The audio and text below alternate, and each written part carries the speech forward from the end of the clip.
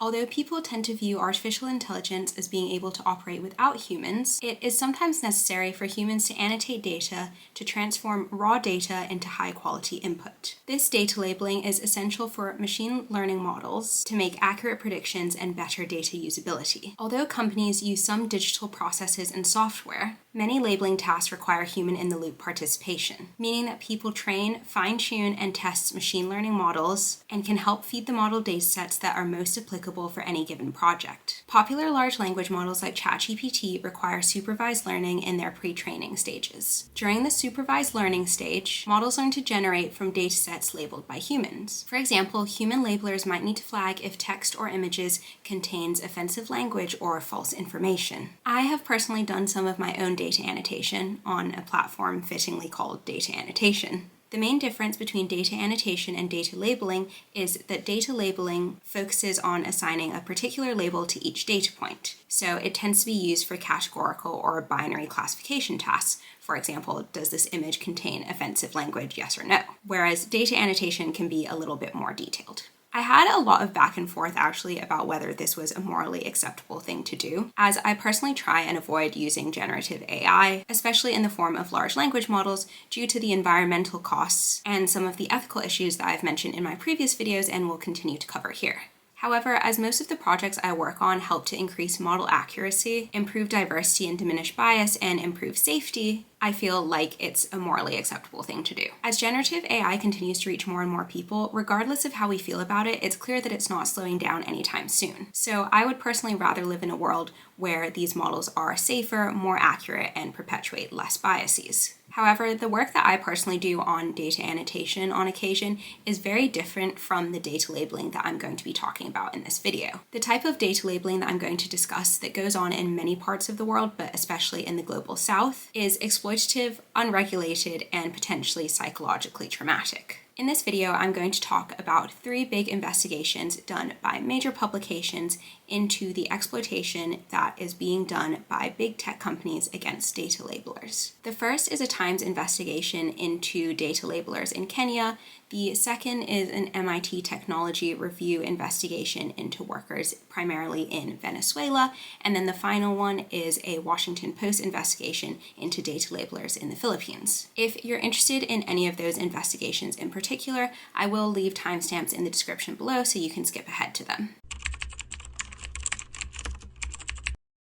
The first time this issue of exploiting data labelers was brought to my attention was when I attended a lecture hosted by the Turing Institute. This lecture flagged the use of workers in Kenya making less than $2 an hour to label datasets in order to make ChatGPT less toxic. This information was first reported in an investigation by Billy Perigo for Time in January 2023. As ChatGPT is trained on language from all over the internet, it has incredibly good linguistic capabilities, but it also means that it has the potential to repeat the toxicity and bias that can be found on the internet. To counteract this, OpenAI and other companies like it must be able to create another model that flags when these issues do appear. But in order to do this, human labelers need to come in and flag which material should be considered toxic, and for what reason it should be considered toxic, such as violence, hate speech, or abuse. This flagging that the human data labelers do can then be used to train the safety model. This is a similar strategy to other social media platforms that use AI to detect hate speech. OpenAI sent thousands of snippets of text that described in detail things like bestiality, child abuse, and self-harm to an outsourcing partner in Kenya called Sama. Sama is a San Francisco-based company that employs workers in Kenya, Uganda, and India to label data for big tech companies like Google, Meta, and Microsoft. Sama markets itself as an ethical AI company and claims to have lifted thousands of people out of poverty. If you couldn't guess, I think ethical is a very loose term here. The data labelers are paid less than $2 an hour while being made to review horrific things, made invisible by big tech companies that are having billions of dollars invested into them. Plus, OpenAI paid Sama $200,000 across 3 different contracts, which is obviously not being seen by the workers. Within these 9-hour shifts, workers were expected to read and label 150 to 250 different text passages. One Sama worker told Time that he suffered from recurring visions after reading a particularly graphic description. He described this experience as torture, while other workers described themselves as mentally scarred from the work that they were doing. Although the workers were entitled to sessions with a counselor, the 4 workers that spoke to Time said that they were both unhelpful and rare occurrences. One of the workers even said that their requests to speak to a counselor one-on-one rather than in a group session were repeatedly denied by Sama. Sama says that these claims made are untrue. Their spokesperson said that their counselors were accessible at any time, and that labelers were asked to label 70 passages per 9-hour shift, not 250. They also claimed that some workers that were more senior were able to earn up to $3.47 an hour, but declined to say exactly what roles were earning that much. Also, I just want to reiterate that this company has Google, Meta, and Microsoft as its clients, and OpenAI, so I don't really think that the $3.47 that they're paying to their high-earning workers is like a crazy amount to be paying.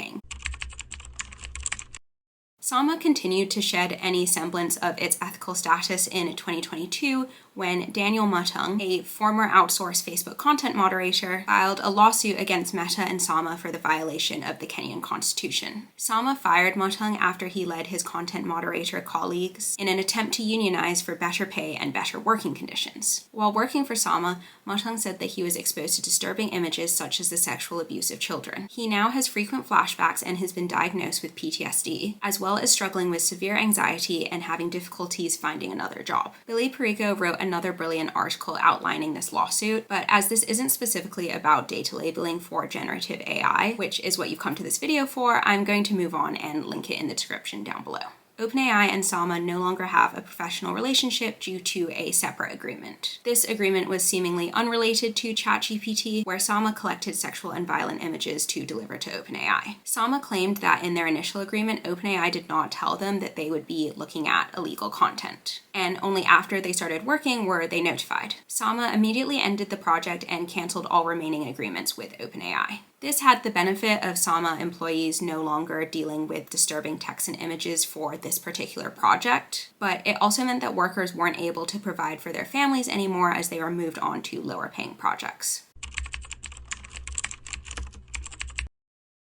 An article from Karen Howe and Andrea Paula Hernandez for MIT Technology Review investigated the economic circumstances for data labelers in Venezuela following Oscarina Fuentes as part of their series on AI colonialism. I've seen other claims that this investigation was initially from Wired, but from what I can see, the Technology Review article was posted first and in much greater detail, so I'm going to stick with that. However, the Wired article is also a great read, and like all my sources, I will link it in the description below. Oscarina Fuentes was a 26-year-old Venezuelan woman struggling within the country's 800% inflation economy. Despite studying oil and gas engineering at university and having an offer for a full-time job, she suddenly found herself unemployed as the economy collapsed. She worked multiple side hustles and soon stumbled upon Appen through recommendation from a friend. Appen is an Australian company that was searching for data labelers in Venezuela. The company has 1 million contributors and has had clients including Amazon, Meta, Microsoft, and Google. At first, it seemed too good to be true. Fuentes could work from home and make enough money to survive. But when the blackouts in Venezuela left Fuentes and other Appen workers without power, she couldn't pick up any tasks for days. Fuentes and her family eventually migrated to Colombia, where Appen remains her only source of income. She is paid 2.2 cents to 50 cents per task, and an hour and a half of work would bring in about $1 US. If Appen has enough tasks, then Fuentes can make $280 a month approximately, which is just shy of Colombia's $285 minimum wage. But now, partially due to the COVID-19 pandemic, tasks are so sporadic that she often just brings in $1 or $2 a day. Unfortunately, because Appen's clients are international, Fuentes often ends up being glued to her screen for over 18 hours a day, starting as early as 2 a.m. in the hopes that she can be the first labeler to click on a task. She uses a browser extension that sounds an alarm when a new task appears, so she can wake up in the middle of the night and start a task as soon as it comes in. She can only withdraw money for her tasks once it hits $10, and it has to be converted into local currency. When she was in Venezuela, this was almost impossible as most places don't take money from electronic wallets, and the black market charged an insane price for her to be able to convert this into local currency. However, in Colombia, they at least accept PayPal. MIT Technology Review saw clear bugs in the task that Fuentes was expected to complete by Appen, such as being told to label videos that might have human rights violations, but when she clicks on the task, the video players don't actually work, and it was just a black screen. It was an impossible task. Despite these difficulties, Fuentes remains grateful for Appen. She says that she has survived because of this platform. Other platforms, she says, like Scale AI's remote tasks that I'll talk about in a second, have stopped paying workers, but Appen has always been there for her. She simply hopes that in the future, Appen will recognize the efforts of its contributors and will be more like a traditional job that provides things like healthcare and security. The final article I want to talk about today before I unpack all my thoughts on these exploitative labor practices is one written by Rebecca Tan and Regine Cabacho for the Washington Post that investigates the lives of data labelers in the Philippines. According to informal government estimates, over 2 million people in the Philippines are part of the labor-intensive data labeling that makes generative AI work. At least 10,000 of these people do it on a platform called Remote Tasks, which is owned by Scale AI, a San Francisco startup which was valued at $14 billion in May 2024. The Washington Post article explains that Scale AI has paid workers an extremely low wage, despite their website claiming that they are a company that is proud to pay at living wage, routinely delayed or withheld payments, and has not given its workers any opportunity to seek recourse. Furthermore, they do not abide by basic labor standards according to both rights groups and labor researchers. According to an internal messaging platform for remote tasks that the Washington Post has seen, late or missing payments for workers is incredibly common.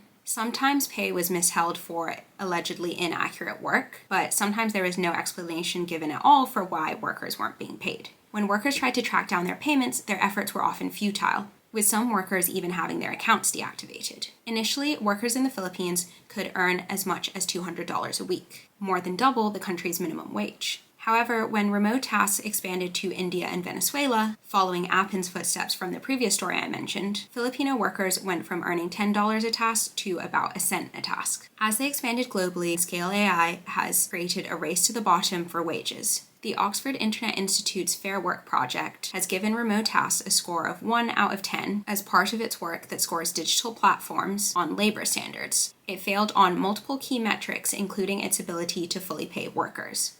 Furthermore, Remote Tasks reserves the right to withhold payment from its workers, remove workers from projects, or deactivate their accounts if their work is deemed inaccurate, without actually explaining on their website what inaccurate means. So a worker could be putting all this time and effort into data labeling, time that could be used to work another job and make money to provide for their family, and then not get paid for that work at all. And technically, Scale AI could still use this data for model training. When presented with this information by the Washington Post, Philippine government officials were worried, but admitted that as data labeling is an informal work sector, regulation isn't there yet to stop this labor exploitation from happening. Officials also claimed that they don't want to stifle such a new and profitable industry, especially as so much global online freelance work is done in the Philippines. I have lots of my own thoughts on the Philippine government as someone who is a Philippine national, which I won't go into in this video, but in my opinion, as long as the Philippine government is profiting. So for example, Remote Tasks paid more than $2 million